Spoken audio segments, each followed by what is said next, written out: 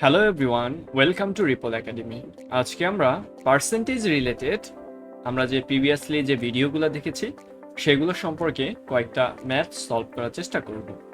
So আমরা ম্যাথে চলে যাই সরাসরি। সো আমাকে প্রথম যে প্রশ্নটা বলা হয়েছে, দেখো সেটা কি বলা হয়েছে, হোয়াট ইজ 0.5% অফ 6.5, অর্থাৎ 6.5 এর 0.5% হবে কত। এখানে দেখো বলা হয়েছে 0.5%।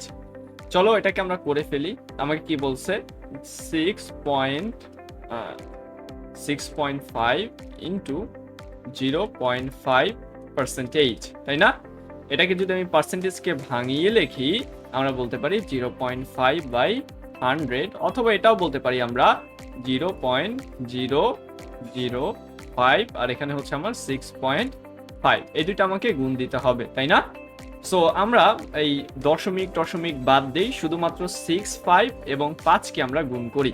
এখানে হচ্ছে আমার 65 এবং হচ্ছে আমার 5, এটাকে আমরা গুণ করি, দেখি আমরা কত পাই। 5 5 25 এবং হাতে আছে 2, 5 7 35 আর 2 হচ্ছে আমার কত, দেখো 5 6 30 আর 2 32, সরি। সো আমার হচ্ছে 3 2 5। ওকে, এখন দেখো আমার কয়টা আছে এখন আরো। এখানে আমার দুইটা শূন্য ছিল, দুইটা শূন্য আমরা এখানে বসাই, এবং এটাই হচ্ছে আমাদের শেষ। এখন হচ্ছে চলো আমরা দশমিক বসানোর চেষ্টা করি। দশমিক বসানোর চেষ্টা করি। এখানে হচ্ছে 3টা আর এখানে হচ্ছে একটা 4টা। তাহলে আমরা যদি 4টা সংখ্যার পরে দশমিক বসাই দিই, 1 2 3 4, তাহলে এই যে 4টা সংখ্যার পরে আমি দশমিক বসাই দিলাম, তাহলে এখানে আমার আসতেছে 0.0325। 0.0325 হচ্ছে আমাদের অ্যান্সার। সেরকম আমরা জাস্ট বেসিক ক্যালকুলেশন করার মাধ্যমে এবং কোথায় আমার দশমিক ডেসিমাল পয়েন্টটা বসবে সেটা বসানোর মাধ্যমে কিন্তু আমরা এই ধরনের প্রশ্নের সমাধান করতে পারি। আমরা যদি দ্বিতীয় প্রশ্নটায় যাই, সেখানে কি বলা হয়েছে, দেখো নেহার salary is 125% of Mehran salary, Raju's salary is 80% of Mehran's salary. The total of all salaries is 61,000 টাকা. What is Raju's salary? So আমাকে এখানে যেটা প্রশ্ন বলছে, এখানে হচ্ছে নেহা, যার স্যালারি হচ্ছে মেহরানের স্যালারির 125%, এবং রাজু হচ্ছে মেহরানের 80% স্যালারি তার আছে, এবং তারা তিনজনে যে স্যালারি পায় সেটা হচ্ছে 61,000 টাকা। তাহলে রাজুর স্যালারি কত আমাকে প্রশ্ন করছে। সো আমরা ধরে নেই যে নেহা যে স্যালারি পায় সেটা হচ্ছে এক্স, মেহরান যে স্যালারি পায় সেটা হচ্ছে ওয়াই, এবং রাজু যে স্যালারি পায় সেটা হচ্ছে আমার জেড। এখন দেখো কি বলছে, নেহার যে স্যালারি সেটা হচ্ছে মেহরান স্যালারির 125%, এবং 125কে আমরা লিখতে পারি 1.25, এবং নেহার যে স্যালারি, মেহরানের যে স্যালারি সেটা হচ্ছে আমার ওয়াই ধরছিলাম, তাই না? তাহলে আমরা বলতে পারি যে নেহার স্যালারি হচ্ছে 1.25 ওয়াই। এখন মেহরানের স্যালারি তো ওয়াই, নিজে ওয়াই, এবং হচ্ছে আমার রাজুর স্যালারি হচ্ছে মেহরানের 80%, অথবা আমরা বলতে পারি 0.80 ওয়াই। এবং প্রশ্নে আমাকে বলা হয়েছে তিনজনের মোট পায় হচ্ছে 61,000 টাকা। তাহলে এইটা প্লাস এইটা প্লাস এইটা সমান সমান 61,000 টাকা, আমরা বলতে পারি খুব সহজেই। এখন আমরা যদি ওয়াই কমন নিই, এখানে আমার থাকতেছে কি, দেখো 1.25 প্লাস এখানে আছে আমার 1 প্লাস এখানে হচ্ছে 0.80, এবং এখানে হচ্ছে আমার 61,000 টাকা। এখন 1.25, 1 এবং 80 যদি আমি যোগ করি, 1.25 আর 1 হচ্ছে 2.25, 2.25 আর 80 যদি আমরা যোগ করি হবে 0.305, আর এখানে হচ্ছে আমার ওয়াই রয়ে গেছে, আর এখানে হচ্ছে আমার 61,000 টাকা। এখন 61,000কে যদি আমরা ভাগ করি হচ্ছে 0.35 দিয়ে 61,000 আর হচ্ছে 3.05, ওকে। তাহলে আমার কত আসতেছে, দেখো আমরা প্রথমে 0.35, তাই না? আমরা একটু দেখো 61,000 ভাগ 3.05, এখানে আসতেছে আমার 20,000 টাকা। ওকে, এখানে আসতেছে আমার কত, 20,000 টাকা। তাহলে ওয়াই হচ্ছে আমার কত, 20,000 টাকা। ওয়াই হচ্ছে আমার মেহরানসের স্যালারি, বাট আমার প্রশ্নে চাইছে রাজুর স্যালারি। রাজুর স্যালারি হচ্ছে কত দেখো, 0.80 ওয়াই। তাহলে 20,000কে যদি আমি 80 করি, 20,000কে যদি ইন্টু 0.080 দ্বারা আমরা গুণ করি, আমরা পাচ্ছি হচ্ছে 16,000 টাকা। তাহলে রাজুর স্যালারি হচ্ছে আমার 16,000 টাকা। আমরা 3 নম্বর প্রশ্নটা যাই। এখানে বলা হচ্ছে if 8% tax on a sale amount to 96 cent, what is the final price including tax of them? তাহলে আমাকে কোনো একটা জিনিসের উপরে 8% ট্যাক্স ধরা হয়েছিল এবং সেইটা হয়েছিল 96 বা 96 সেন্ট। আমরা জানি 100 সেন্টসে হয় $1। তাহলে বলছে যে ট্যাক্স সহ ওই ফাইনাল প্রাইসটার দাম কত ছিল। দেখো, যদি 8% কোনো একটা প্রাইস, কোনো একটা প্রোডাক্টের এক্স ধরলাম আমরা, এক্স এর 8%-এর দাম হচ্ছে আমার কত দেখো, 8% বলা হয়েছে আমার 96 সেন্ট। আমরা দশমিক দিলাম, 100 হইলে $1 ধরতাম, 96 সেন্ট। তাহলে 1%-এর কত আসবে দেখো, উপরে আমার হচ্ছে 0.96 আর নিচে হচ্ছে আমার 8। আর যদি আমার 100%-এরটা বের করতে চাইতাম তাহলে হতো 0.96 ইন্টু 100/8। এখন দেখো 8 দিয়ে যদি আমি 96কে কাটাকাটি করি তাহলে এখানে আসতেছে আমার 12, অর্থাৎ 12 সেন্ট। আর এখানে হচ্ছে 100, তাহলে 100কে যদি আমি 12 দিয়ে গুণ করি তখন আমার কি হয়ে যাচ্ছে দেখো, $12 হয়ে যাচ্ছে আমার, তাই না? $12। তাহলে $12 হচ্ছে আমার প্রাইস, প্রোডাক্টটার প্রাইস ছিল। এখন এর সাথে আমার 8% ট্যাক্স ছিল, 1% ট্যাক্স ছিল 96 পয়সা বা 96 সেন্ট। তাইলে 12.96 হচ্ছে আমার ফাইনাল প্রাইস ছিল। আমরা 4 নম্বর প্রশ্নটা পড়বো। এখানে বলা হয়েছে দেখো, among the 100 student in a business school 50% enrolled in a marketing class. তাহলে 100 জন স্টুডেন্ট, এর মধ্যে 50% অর্থাৎ 50 জন স্টুডেন্ট একটা মার্কেটিং কোর্সে ভর্তি হয়েছে। Of the enrol student 90% took final exam, অর্থাৎ 50 জনের মধ্যে 90% অর্থাৎ 45 পিপল বা 45 স্টুডেন্ট হচ্ছে আমার এক্সামটা নিছে, এবং এদের মধ্যে 2/3 of the student who took the final exam passed it.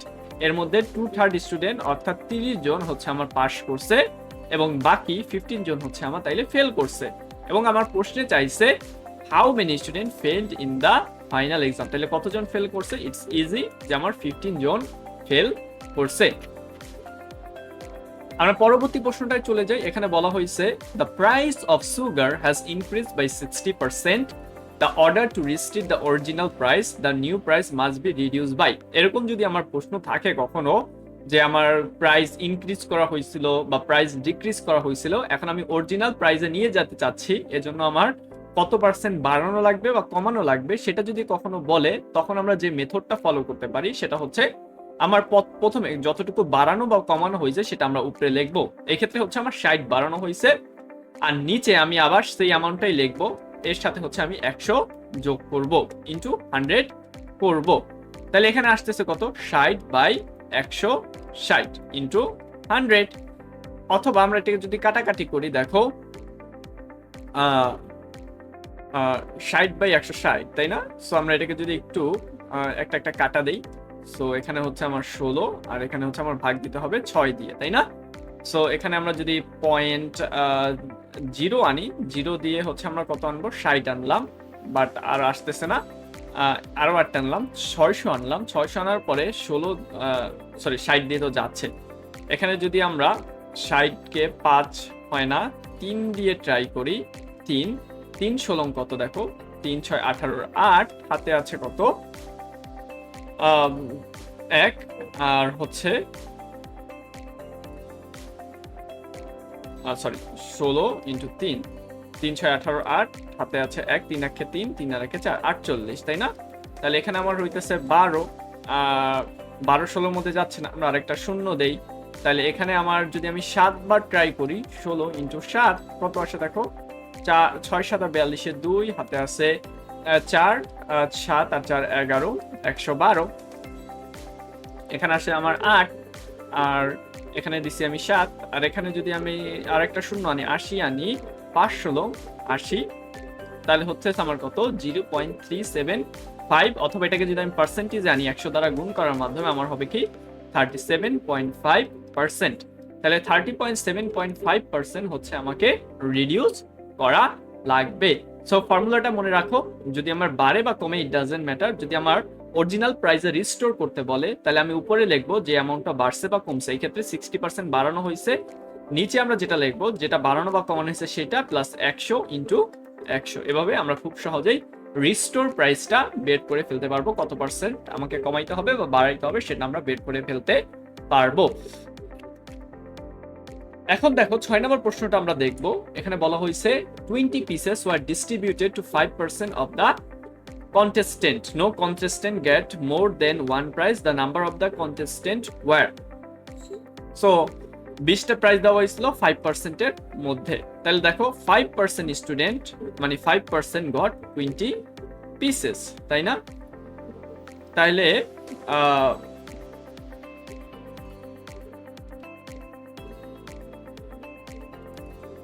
20 prizes were distributed 5% of the contestant। তাহলে 5% পাচ্ছে কত 20, তাহলে 1% কত পাচ্ছে দেখো 20/5, অথবা 100% আমরা যদি আমরা কন্টেস্টেন্টের কথা বলি তাদের সংখ্যা হবে কত দেখো 20/5 ইন্টু 100, আর 400, তাহলে 400 জন মোট আমার ক্যান্ডিডেট বা কন্টেস্টেন্ট ছিল। আমরা যদি 7 নম্বর প্রশ্নে চলে যাই, এখানে বলা আছে if the sale tax on a camera priced at 400 is between 4% and 7%, then the final price including tax। তাহলে একটা ক্যামেরা প্রাইস হচ্ছে 400 টাকা, এর মধ্যে আমার 4 থেকে 7% এর মধ্যে একটা ট্যাক্স ধরা হবে, তাহলে এটার ফাইনাল প্রাইসটা কত হবে? যদি 4% ট্যাক্স ধরা হয় তাহলে হবে আমার 16 টাকা, আর যদি আমার 7% চলে যায় 4 7 হচ্ছে আমার 28 টাকা, অর্থাৎ ফাইনাল প্রাইস হবে আইদার 416 টাকা অথবা 428 টাকার মধ্যে। এখন আমরা প্রশ্নের অপশনে দেখি 415 টাকা হচ্ছে না, 422 টাকাটা হচ্ছে আমার 416 এবং 428 টাকার মধ্যে পড়তেছে, তাহলে অ্যান্সার হবে আমার 422 টাকা। আমরা 8 নম্বর প্রশ্নটা দেখার চেষ্টা করি। এখানে বলা হয়েছে the annual revenue of agency increase by 25% last year, this year it increase by 20%, অর্থাৎ সাকসেসিভ চেঞ্জ আমরা দেখতে পাইতেছি, আগের বছর বৃদ্ধি পাইছিল এবছর আমার বৃদ্ধি পাইছে। If the increase in the export was, sorry এখানে হবে আমার 1 million, okay not 100 million, okay. যদি হচ্ছে if the increase in the export was 1 million টাকা last year, then what is the increase in million this year. তাহলে আগের বছরে যে আমার 25 বাড়ছিল সেটা হয়েছিল 1 মিলিয়ন টাকা, এবং এই বছর যে 20% বাড়ছে সেটার প্রাইসটা কত সেটা আমাকে জানতে চাইছে। আমরা সাকসেসিভ রেটের মাধ্যমে আমরা বের করে ফেলতে পারি যে মোট কতটুকু আমার 2 বছরে চেঞ্জেস হয়েছে।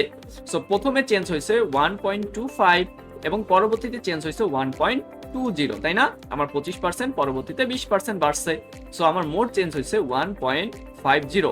অলদো এখানে দেখতেছি আমরা 20, এর মানে কিন্তু আমার 1.45% চেঞ্জ হয় না, এরকম না, যেহেতু সাকসেসিভ রেট এজন্য আমার মোট চেঞ্জ হয়েছে 1.50। তোমরা সাকসেসিভ রেটের যে ভিডিওটা আছে আমাদের পূর্বে করা সেটা দেখলে আরো বিস্তারিতভাবে বুঝতে পারবে কেন আমরা এই জিনিসটা করলাম।